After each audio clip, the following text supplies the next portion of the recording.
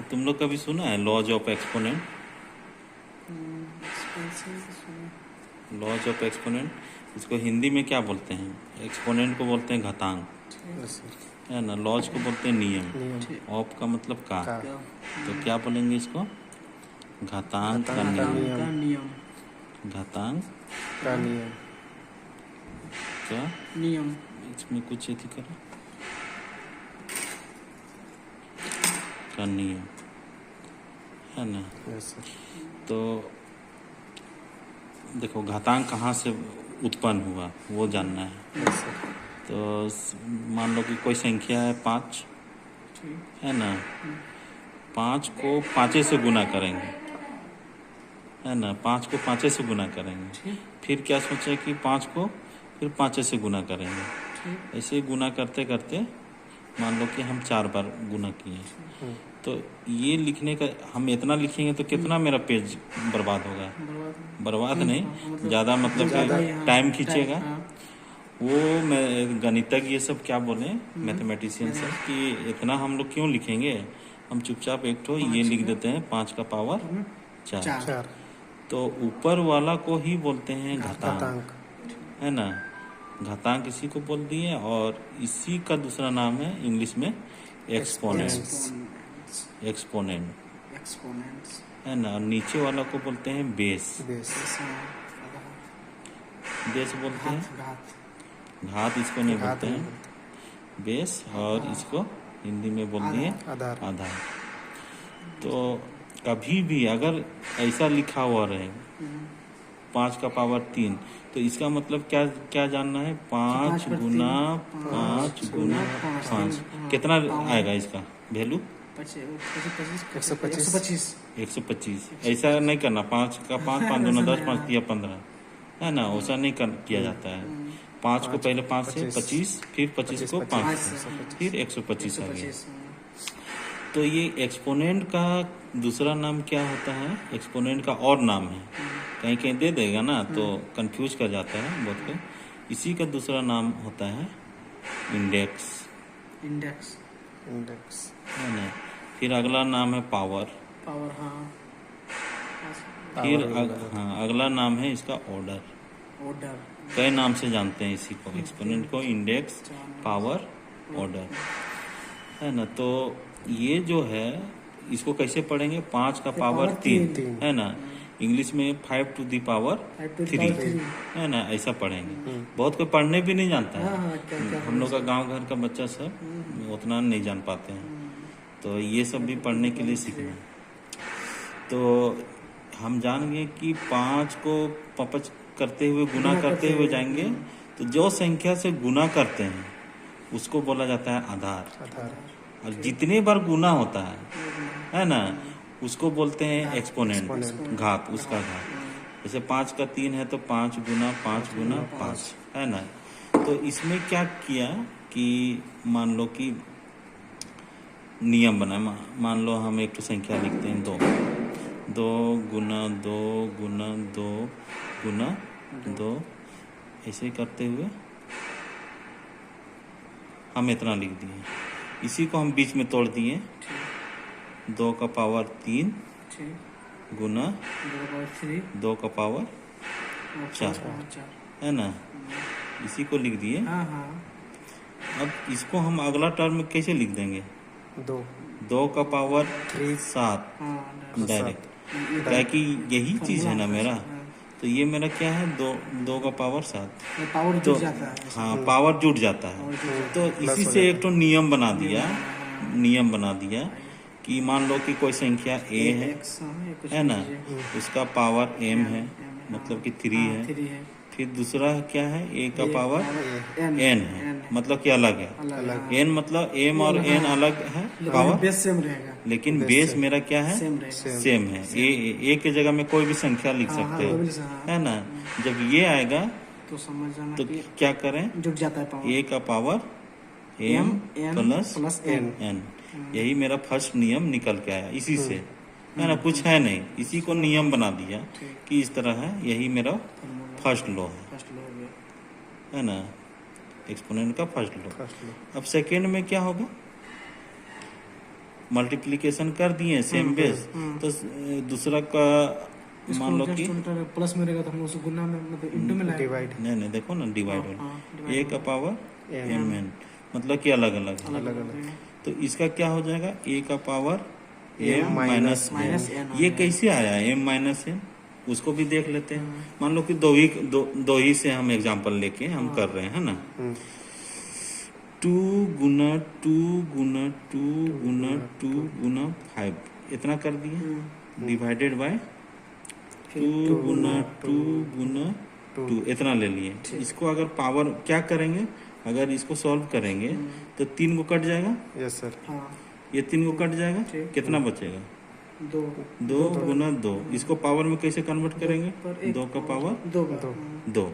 तो हम इसी से नियम क्या निकाल दिया कि इसको हम ऐसे लिख सकते हैं, 2 का पावर 5 हाँ, डिवाइडेड बाई 2 का पावर 3 हाँ, है ना। हाँ, इसी को हम लिख सकते हैं 5 माइनस 3। हाँ, ऊपर जाके माइनस। हाँ, तो ये जो माइनस आया कहाँ से आया, हाँ, इसको- ऐसे ही से इससे ये से कट आएगा। गया, मतलब कि हाँ, हाँ, बच गया 2। बच गया। तो ये मेरा आ गया, प्रूफ मतलब कि दूसरा लो मेरा मिल गया। हाँ, प्रूफ भी हो गया। अब मेरा तीसरा लो क्या है कि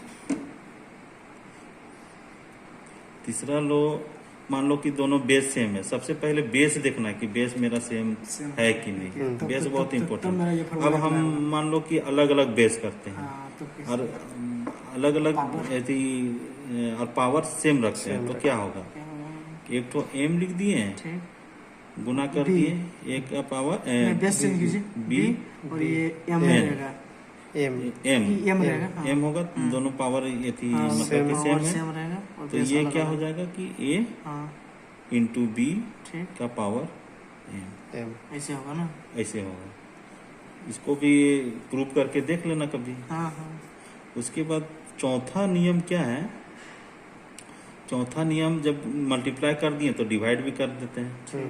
ए का पावर एम, एम नीचे डिवाइड बी का B का पावर power एम, डिवाइड हो गया। हाँ, इसको क्या करेंगे कि A A by by B B का और माइनस पावर में चल जाएगा एम M। माइनस। माइनस में कहाँ हाँ। से जाएगा, माइनस नहीं ये होगा। थी आ गया। एम तो ये मेरा ओ हाँ, इंटू। हाँ, मेरा आ गया चौथा नियम। पांचवा नियम देखो, पांचवा नियम क्या कहता है कि मान लो कि ए का पावर एम है, इसका पावर एन है, बराबर क्या हो जाएगा, ए एम इंटू एन। एक तो एग्जाम्पल से हम समझते हैं ना। 5 का पावर मान लो कि 3 ठीक। है ना। इसका पावर फिर हम मान लीजिए क्या बोलते हैं, 2 मान लिए है ना। ठीक। एक तो मानने पे है। हाँ, हाँ, इसको अगर हम सॉल्व करेंगे तो 5 गुना 5 गुना 5 फिर इसका दो पावर है। का पावर 2, दो तो फिर क्या हो जाएगा, 100 5 गुना 5 गुना 5, ये 2 बार लिखाएगा, दो बार लिखाएगा। 5 गुना 5 गुना 5। अब हम कैसे लिखने के लिए बोले हैं पावर में, पूरा 5 का पावर डायरेक्ट मतलब हो जाएगा क्या लिखेगा, 6। 6। तो यही ना मल्टीप्लाई हो गया। हाँ, इसको हम डायरेक्ट क्या लिख सकते हैं, डायरेक्ट लिख सकते थे 5 5 पावर 6 3 गुना 2, हाँ, मतलब कि 5 का पावर 6। 6। ये आ गया। पांचवा क्या है अभी, छठा नियम में क्या बतलाएं, ए का पावर 0 रहेगा तो इसका वैल्यू क्या रहेगा, 1 है ना। ये 0 मतलब कि कैसे आता है 1। तो पहले हम लोग क्या है, इससे पहले हम लोग फॉर्मूला क्या किए थे, M into N is equal to क्या आता था, ए का power M plus plus N plus N है ना। ये दूसरा नियम क्या देखे थे, अगर डिवाइड रहेगा तो हाँ, माइनस क्या, A M minus N. N, ये है। अगर हम ऐसा करें, मान लो कि हम नीचे माइनस करते हैं तो वो क्या होगा, ए का पावर एन माइनस एम नीचे आएगा। नीचे आएगा। ये ऊपर गया तो एम माइनस 1 यस सर। है ना, एम माइनस एन ऊपर से ये है। अगर नीचे में बड़ा है, बड़ा नीचे मान लो कि बड़ा है n, मान लो एक तो एग्जांपल देते हैं जिससे समझ में आ जाएगा ये दोनों का। अगर मान लो कि 2 का पावर 5 है, नीचे वाला का 2 का पावर 3 है, तो कितना आएगा? 2 का power 5 minus 3 is equal to 2। अब हम जस्ट इसको उल्टा कर रहे हैं। ये 3, 2 का पावर 5, तो इसका वैल्यू क्या आएगा? 3 माइनस 3 माइनस 5। ये फॉर्मूला से हाँ Yes. कितना आ जाएगा?